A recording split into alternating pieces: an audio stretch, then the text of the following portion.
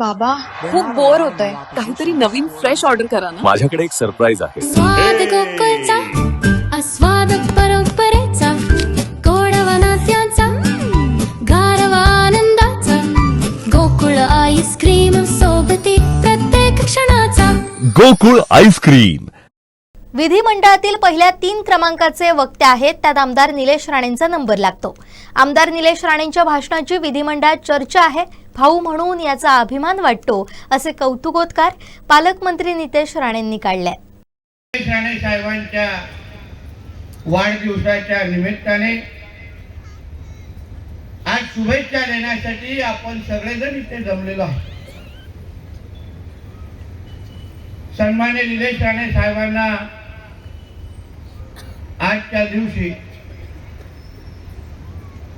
भरभरून त्यांना शुभेच्छा द्यावं आणि भविष्यामध्ये त्यांचा जो प्रवास राजकीय सुरू आहे आणि जिथे आम्ही सगळे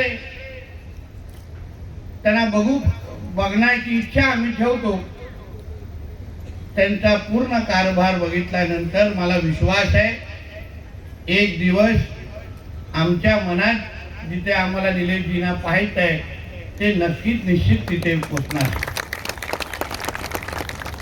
आज खरं म्हटलं तर ह्या मतदारसंघासाठी किंवा जिल्ह्यासाठी कोकणासाठी सुवर्ण काळ. निलेश साहेबांचे 1.5 वर्षामध्ये जो काही कारभार, कामाची पद्धत, विधिमंडळामध्ये त्यांची भाषणं हे पाहिल्यानंतर कुडाळ मालवणच्या प्रत्येक नागरिकाला अभिमान वाटत असेल की आम्ही 2014 नंतर परत एकदा ह्या मतदारसंघाला योग्य लोकप्रतिनिधी आम्ही निवडून दिला, असं तुम्हाला निश्चित पद्धतीने आता अनुभव येत असेल.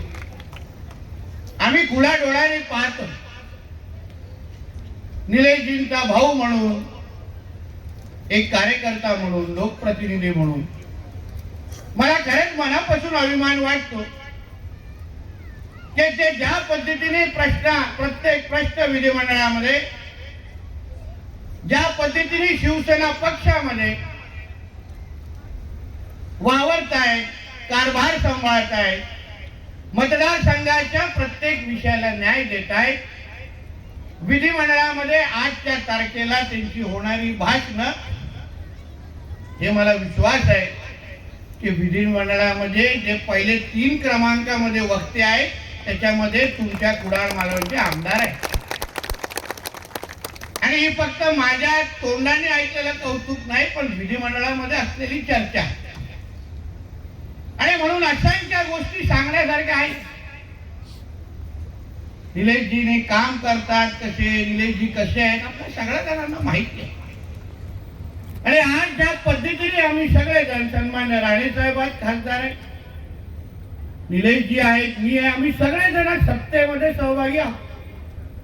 गेली 10 वर्ष 14 ते 24 पर्यंत जो संघर्षाचा काळ आम्ही सगळ्या जणांनी पाहिला, अनुभवला, त्यानंतर सिंधुदुर्गच्या जनतेने परत एकदा आम्हाला आशीर्वाद दिला आणि आज आम्ही तुमच्या सेवा करण्यामध्ये दिवस रात्र घालवतो.